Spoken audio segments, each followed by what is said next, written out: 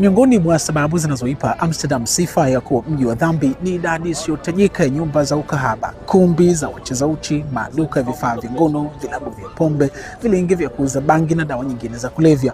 Yaani, naweza kuwa unaishi jirani kabisa na majengo ya kanisa kuu la Mtakatifu Nicholas, lakini mtaa wa pili tu watu kutwa nzima wanasaula nguo.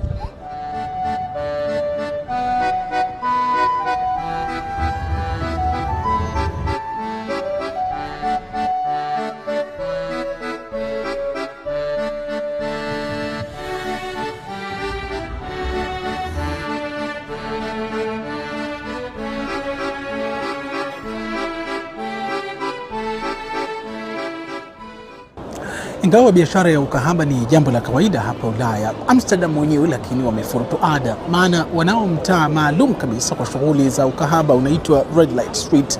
Huu hapa